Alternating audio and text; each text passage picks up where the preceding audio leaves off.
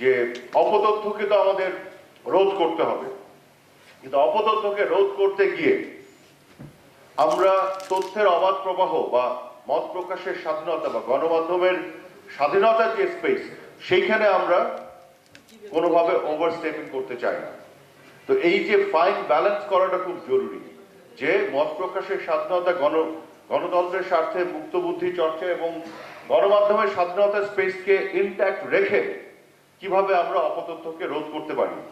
যে কারণে বিভিন্ন স্টেক হোল্ডারদের সাথে আমি কথা বলছি, তাদের বুদ্ধি পরামর্শ নিচ্ছি, আমার নিজেরও কিছু চিন্তা আছে। এবং আপনারা দেখেছেন যে অন্যান্য দেশের অ্যাম্বাসেডাররা, হাইকমিশনাররা যখন আমার সাথে দেখা করতে আসে, তাদেরকেও আমি জানতে চাই তাদের কাছে তাদের দেশে কিভাবে তারা এই ব্যবস্থাগুলি করছেন এবং কি ধরনের আইন কানুন বা পলিসি আছে, সেগুলো আবার তারা পরবর্তীতে পাঠান। আমি সেখান থেকেই আইডিয়া নেওয়ার, ধারণা নেওয়ার চেষ্টা করছি কিভাবে আমরা এগুলো বন্ধ করতে পারি। এবং সবচেয়ে মজার বিষয় হলো যে আমাদের সাংবাদিক বন্ধুদের পক্ষ থেকেই বিভিন্ন যে বডিগুলোর সাথে আমি বসেছি বিভিন্ন সময়, সবাই এক কথা বলে যে আমাদের পুরো গণমাধ্যম এবং সাংবাদিকতার যে বাতায়ন গোটা বাংলাদেশে, সেখানে এক ধরনের শৃঙ্খলা এবং ডিসিপ্লিন আনা দরকার।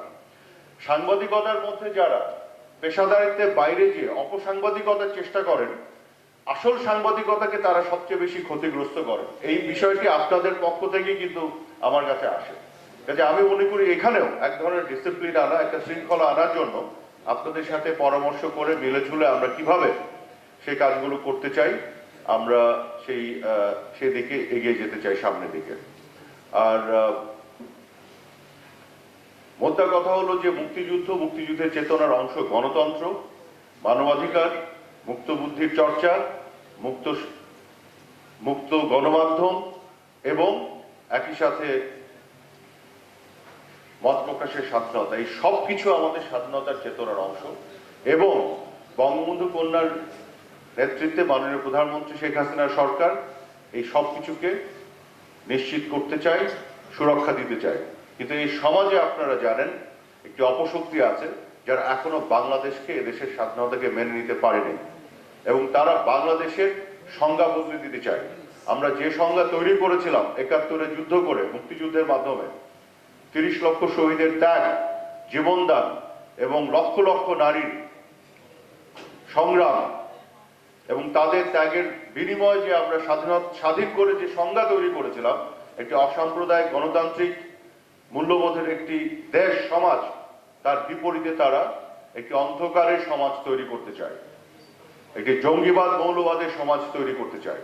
এবং এই অন্ধকারের অপশক্তির সাথে আমাদের নিরন্তর লড়াই, এই লড়াই করতে গিয়ে অনেক ক্ষেত্রে আমরা আমাদের আসল যে উদ্দেশ্য মুক্তিযুদ্ধ চেতনার বাস্তবায়ন, অর্থাৎ মুক্ত গণতন্ত্র, মানবাধিকার, মুক্ত গণমাধ্যম, অবাধ মত প্রকাশের স্বাধীনতা, সেই সব যে আমাদের লক্ষ্য, এগুলো অর্জন করতে যে কখনো কখনো হয়তো আমরা হোঁচট খেয়েছি, কিন্তু তার মানে এই নয় আমাদের লড়াই বন্ধ হয়ে গেছে। আমরা কিন্তু এই লড়াই আছি, কারণ অন্ধকার বা অপশক্তিকে যদি সম্পূর্ণরূপে পরাজিত করা না যায়, এদেশে সত্যিকার অর্থে স্বাধীনতা চেতনা এবং গণতন্ত্র পূর্ণাঙ্গভাবে বাস্তবায়ন করা কঠিন হয়ে পড়বে। কাজে গণতন্ত্রের অপশক্তি যারা, বিরুদ্ধের শত্রু যারা, গণতন্ত্রের শত্রু যারা, স্বাধীনতার বিরুদ্ধের শত্রু যারা, সমাজের অপশক্তি যারা, তাদের বিরুদ্ধে লড়াই আমাদের জারি রাখতে হবে। এবং আপনাদের কাছে আমার এটি প্রত্যাশা, এই লড়াই আপনারা আমাদের সহযোগিতা করবেন। আর আপনাদের অন্যান্য বিভিন্ন সমস্যা নিয়ে বা বিভিন্ন বিষয় নিয়ে যেসব আপনাদের বক্তব্যগুলো আছে, এগুলো আপনারা তুলে ধরবেন। আমি ইতিমধ্যে শুনছি, আপনারা জানলে খুশি হবেন যে গণমাধ্যম কর্মী আইন, সে আইনটি স্ট্যান্ডিং কমিটিতে আছে, গত সংসদে যাওয়ার কথা ছিল।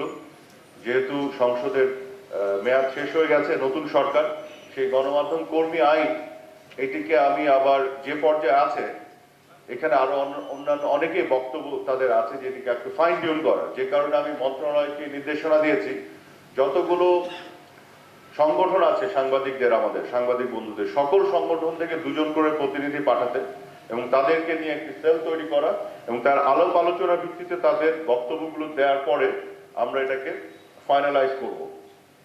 তারপর দ্রুততম সময়ের মধ্যে সেটিকে আবার স্ট্যান্ডিং কমিটিতে নিয়ে আমরা সংসদে নিয়ে এই আইনটি পাশ করাবো এবং এর বাইরে অন্যান্য যে বিষয়গুলো আছে সেগুলো আমরা খুবই দ্রুততম সময়ের মধ্যে সমাপ্ত করার চেষ্টা করব।